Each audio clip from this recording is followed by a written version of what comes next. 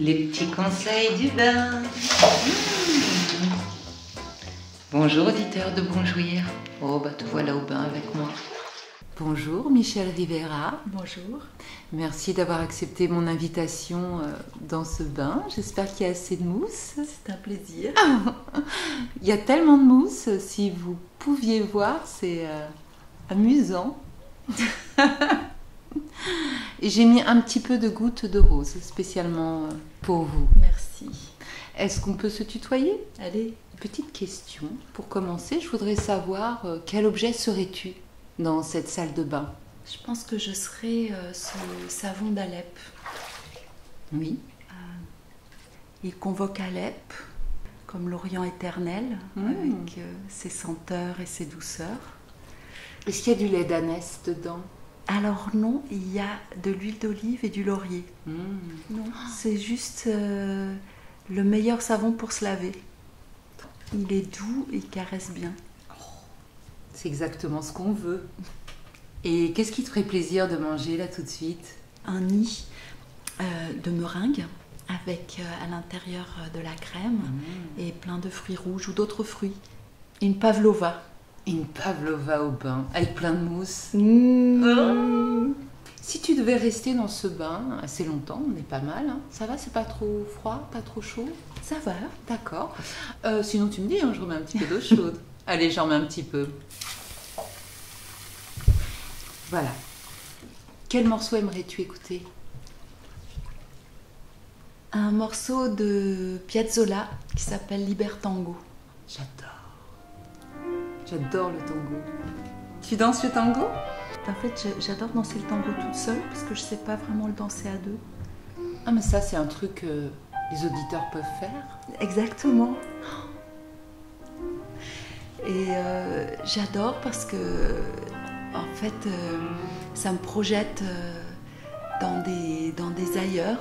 Ça me permet complètement de voyager, voilà, de rentrer dans la musique, d'oublier tout le reste, de faire vivre le corps et d'assister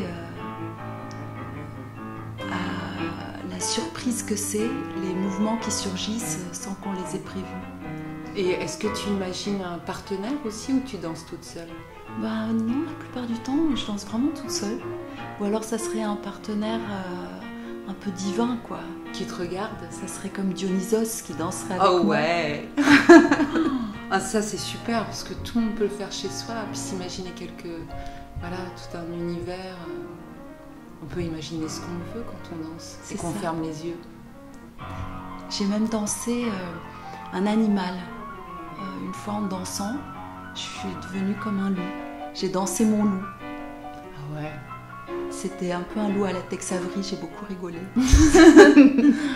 Ah mais ça, ce qui est intéressant dans ce que tu dis, c'est qu'après chacun peut choisir l'animal qu'il veut. Ça peut être un loup, comme ça peut être un petit cochon, ou alors un petit lapin, ou un petit chaton. Tous les animaux qui nous font plaisir. Pour conclure, est-ce que tu peux nous donner un mantra, quelque chose, une phrase qui t'aide justement à trouver tous ces plaisirs, ou tout ce plaisir de la danse, ou même dans la vie, un mantra? Oui, j'en ai un. Mais avant de le dire, je vais expliquer, je vais raconter un autre plaisir qui te donnera l'explication de ce mantra. J'ai pensé à un autre qui était de marcher dans la rue, le nez au vent, de respirer à plein poumon et à plein nez, sans ce masque devant le nez. Et je me dis, alors ça, c'est un plaisir que j'aurais jamais pointé avant. Et voilà, du coup, le mantra que je vous propose, c'est c'est le titre d'un livre que j'aime beaucoup et qui s'appelle L'éloge du risque. C'est un livre d'Anne de Fourmentel et c'est très très beau et ça raconte à quel point risquer sa vie, c'est prendre le risque de vivre. Je te remercie beaucoup, Michel. À présent, je te vous vois et je te souhaite une bonne fin de bain. Qu'est-ce qu'on fait? Tu veux que je te frotte le dos? Allez. Bon, je remets un peu d'eau chaude, hein.